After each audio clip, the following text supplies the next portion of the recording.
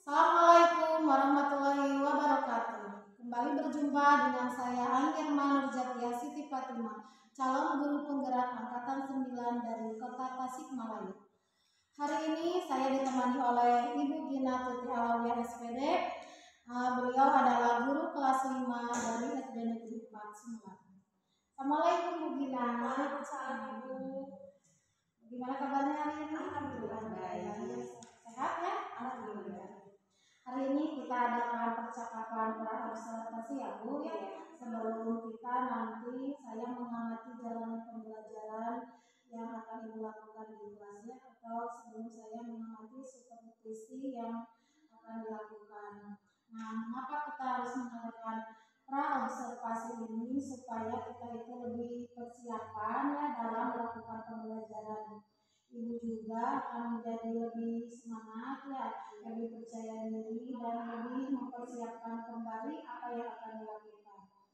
Nah, tujuan dari observasi supervisi kelas ini yaitu untuk mengamati dan mengetahui serta menganalisis proses berjalannya langkah-langkah pembelajaran yang akan Ibu lakukan.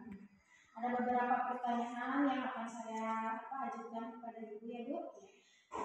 Yang pertama, kira-kira apa tujuan pembelajaran yang akan Ibu capai? Tujuan pembelajaran ada 3 poin ya Bu ya. Yang pertama yaitu siswa dapat membuat atau menentukan peta pikiran. Yang kedua siswa dapat mengetahui faktor-faktor yang mempengaruhi keseimbangan ekosistem. Yang ketiga itu siswa dapat membuat topik secara sederhana.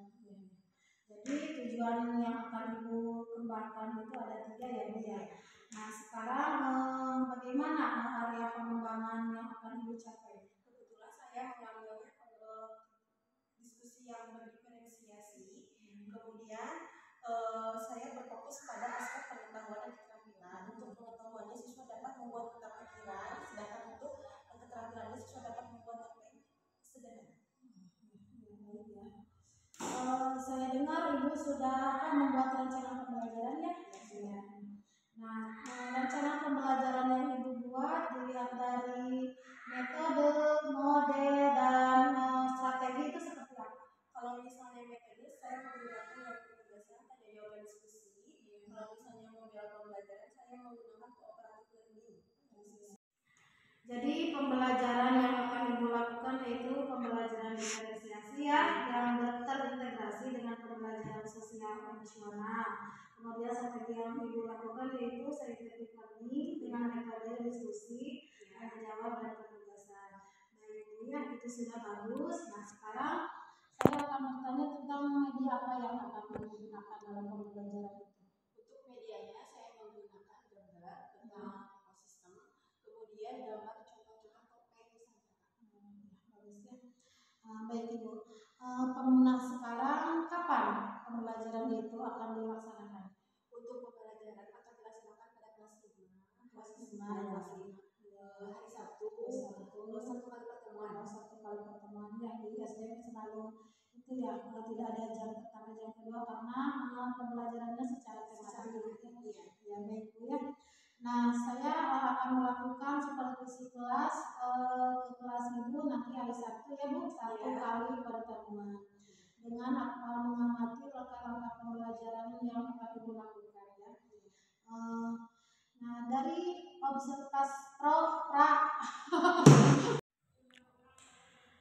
dari percakapan praobservasi ini apa yang Ibu dapatkan dari percakapan kita ini?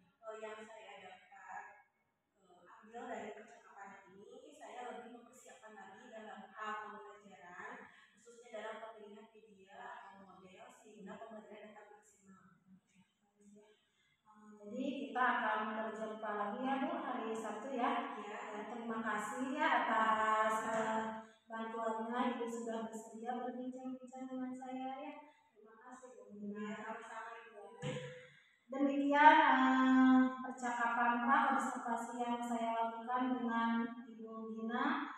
Wassalamualaikum warahmatullahi wabarakatuh. Demikian percakapan praobservasi yang saya lakukan dengan Ibu Gina. Wassalamualaikum warahmatullahi wabarakatuh. Assalamualaikum warahmatullahi wabarakatuh.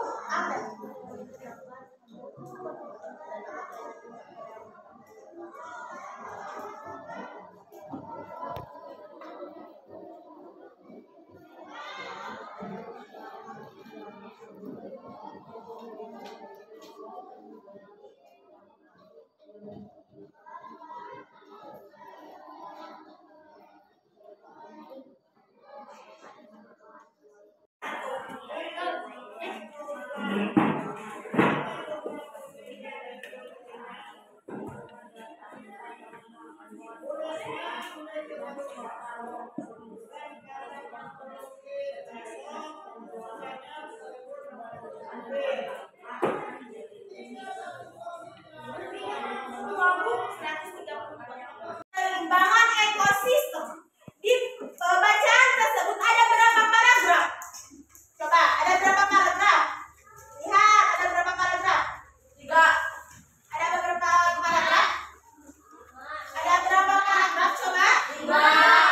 Ada berapa paragraf? 3 paragraf. Faktor yang mempengaruhi keseimbangan ekosistem yaitu ada 2 faktor. Yang pertama faktor apa? Alam. Kalau faktor alam tuh contohnya apa kegiatannya? Bencana alam. Bencana alam contohnya apa?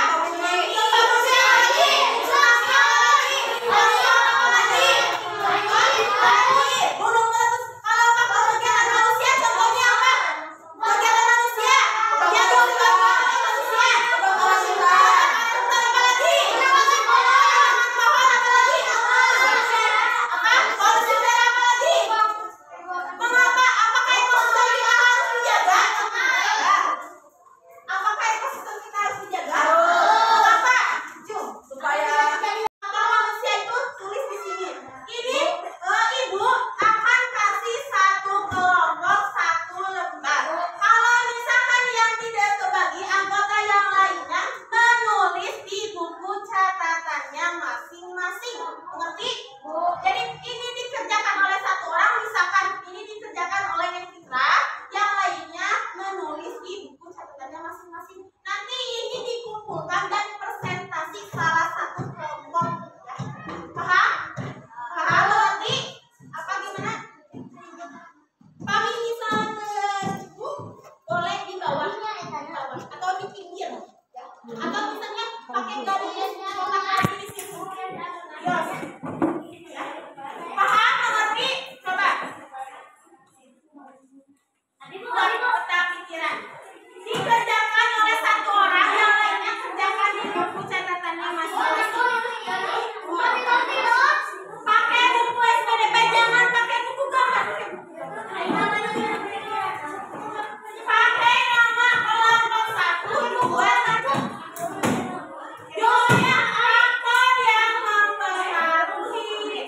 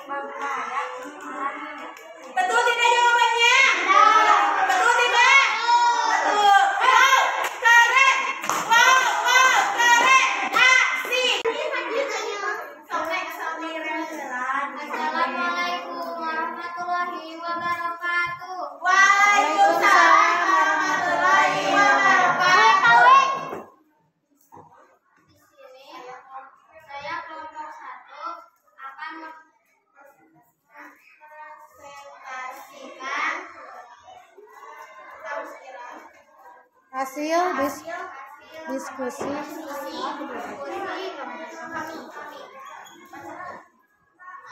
satu, faktor alam, tsunami, longsor, gunung meletus, banjir. Dua, faktor manusia, kebakaran hutan, penebangan pohon secara liar, pencemaran udara, pembuangan hewan liar. Betul tidak jawabannya? Betul. Faktor yang mempengaruhi keseimbangan ekosistem ada berapa? Dua. Ada dua. Yang pertama faktor apa? Alam. Contohnya apa tadi? Banjir. Apa lagi? Tsunami. Apa lagi? Longsor. Yang keempat apa? Gunung meletus. Yang kedua faktor manusia. Contohnya apa? Kebakaran hutan. Apa lagi? Penebangan hutan. Apa lagi? Hewan liar. Apa lagi? Pencemaran udara. Berikut adalah dua faktor yang mempengaruhi keseimbangan ekosistem. Beri tepuk tangan untuk kelompok satu.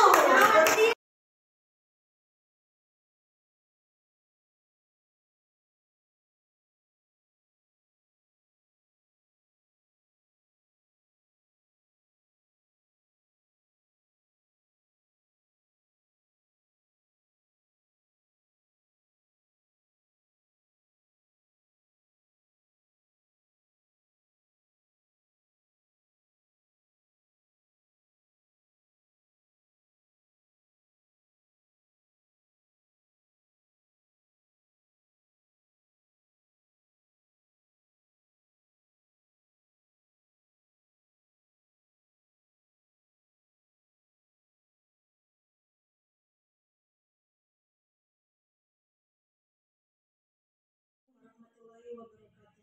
Berjumpa kembali dengan saya Ayirman Zakia Siti Fatimah, calon guru penggerak angkatan 9 dari SD Negeri 4 Sebelah Kota Tasikmalaya. Saya pada hari ini akan melakukan percakapan pasca observasi masih bersama Ibu Gina Tuti Alawiyah SPD yang saya observasi ya. Nah, pada percakapan ini saya akan mengajukan beberapa pertanyaan ya Bu. Yang pertama pertanyaannya yaitu bagaimana perasaan Ibu terkait observasi pembelajaran yang telah kita lakukan? Perasaan saya sangat senang dan sangat termotivasi lagi untuk proses pembelajaran yang lebih berefisiensi. Bagus ya. Sekarang coba ceritakan kembali tentang area pengembangan pembelajaran yang Ibu lakukan kemarin. Kemarin area pengembangannya itu yang terdiri dari dua tahap ya, ada pengetahuan sama keterampilan. Untuk pengetahuan lebih fokus untuk membuat pikiran dan untuk keterampilan difokus untuk membuat topeng Nusantara. Bagus ya. Jadi area pengembangan Ibu yaitu meliputi keterampilan dan pengetahuan ya Bu ya. Nah, menurut Ibu sejauh mana keberhasilan pembelajaran Ibu yang telah dilakukan? Keberhasilan yang saat saya lakukan, siswa lebih aktif lagi ya Bu ya, dalam pembelajaran, kemudian siswa lebih kreatif lagi, mungkin dalam hal kekurangan, adanya sebagian siswa yang kurang berpartisipasi dalam hal kegiatan. Menurut Ibu tadi anak-anak kurang bekerja sama dengan teman-temannya dan hanya mengandalkan temannya itu ya. Nah, apa yang Ibu lakukan terhadap kejadian itu? Mungkin karena atau supervisi yang saya lakukan, saya akan mengkondisikan lagi dalam hal kelompok diskusi. Jadi apa untuk mengatasi hal itu, apa yang akan Ibu lakukan? Untuk mengatasinya saya akan lakukan pengkondisian kelompok lagi. Nah, untuk rencana yang Ibu tadi sebutkan, apa akan Ibu lakukan? Untuk rencananya sudah ada rencana, tapi waktunya belum ditentukan. Saya tunggu cerita-ceritanya ya. Mungkin kita bisa bertemu bercakap-cakap kembali di lain waktu ya Bu. Iya. Nah, untuk percakapan pasca observasi ini dicukupkan sekian ya. Mudah-mudahan Ibu bisa mengimplementasikan apa yang sudah menjadi gambaran Ibu tadi. Terima kasih Ibu ya atas waktunya dan kesempatannya. Demikian percakapan pasca observasi, semoga bermanfaat bagi kita semua. Assalamualaikum warahmatullahi wabarakatuh.